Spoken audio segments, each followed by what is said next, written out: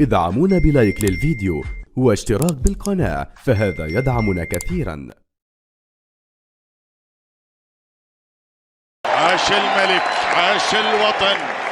يا لها من أجواء مرة أخرى عندما تعود بطولة الدوري. دوري روشن يعود على شاشة SSC وشاهد VIP لهذه المباراة الكبيرة. نالت لهذا اللاعب كارلوس جونيور شبابية شباب. الله الله الله، فيها مرور، فيها الله الله الله. الشباب انطلاقتها مرعبة وخطيرة. الكرة الماضية ولدينا حكم المباراة الماضية. نعم سقط قدم لضربة الجزاء. متروفيتش يتقدم ويسجل، وبالراس لا زالت قائمة هنا في هذا المكان والتمرير. الله الله، هلال لا يتأخر كثيرا، وكاد أن يضيف هدف ثاني لولا بونو. وخطيرة. الله الله،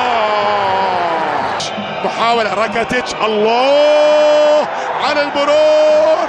ماذا يقول لجواتيمالي؟ يقول لا شيء.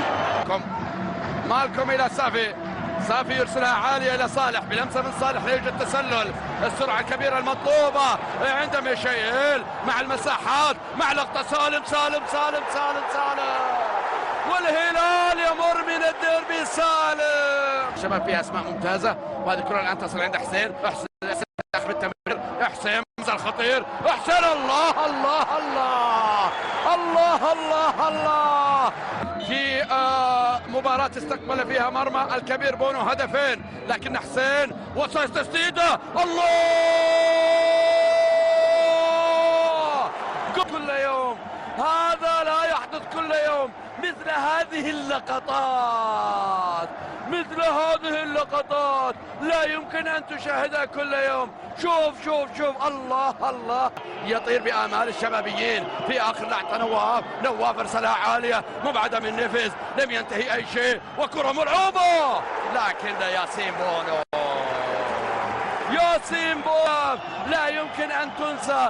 ليلة 4-3، ليلة الأهداف الجميلة. الهلال